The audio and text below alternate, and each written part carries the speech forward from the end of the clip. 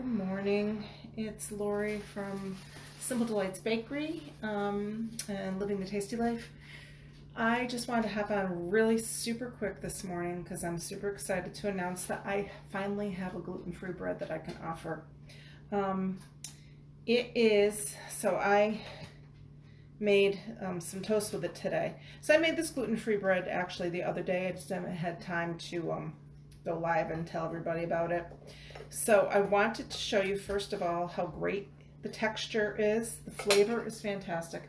So I froze it. I sliced it. Gluten-free tip, by the way.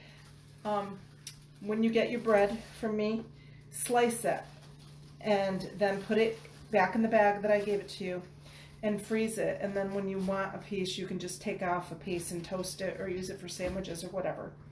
I did slice it pretty thick. You can slice it thinner. I wasn't sure how it was going to slice. So maybe a little teeny tiny bit further, but that's pretty much sandwich slice size that you would find in any normal grocery store. It does have a dip in the top. That's just the way gluten-free breads tend to rise. It is a yeasted bread. So I was super, super happy. I mean, the crust came out beautiful. It's a nice golden brown. The texture is amazing. This is a frozen piece, so if it looks like I'm handling it hard, it's because it is. So here's my piece of toast that I just made, and it slices absolutely gorgeous. I'm so thrilled about this bread. Gluten-free is not easy. It's not cheap to make, and it's just not easy. But the texture, so this one's not frozen, so you can see as I'm pulling it apart, it's really, really nice. Of course, I put a little bit of butter on here, and I will have a little taste just for you.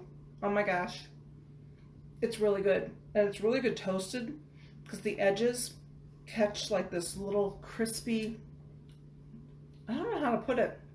It's crispy on the edge, but yet the bread stays really nice and soft, and it's got a nice chewy texture. I have made I've tried so many different gluten-free bread recipes. Craziness and how awful they can be. They can be like a brick. I have thrown away and wasted so much money in the past month of trying to develop a gluten-free recipe for everybody. I've had a big calling for gluten-free bread, so this is it. And I will be, depending upon availability, I can also add flavoring to these, like my garlic herbs or possibly cheese. I'm not sure about that, but I wanted to let you all know how good the gluten-free bread is. Unfortunately, we've eaten quite a bit now because now my son likes it. So this is what I had in the freezer. I probably got at least 10 slices out of this.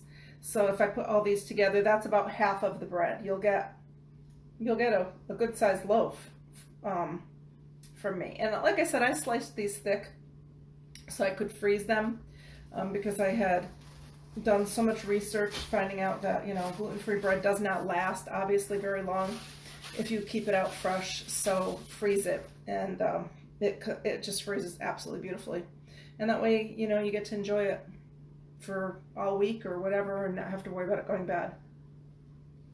Very good. I'm very happy. So yes, it's available. I will post up on my website later the availability of the gluten-free bread. It's limited though right now. Sorry, I had to swallow.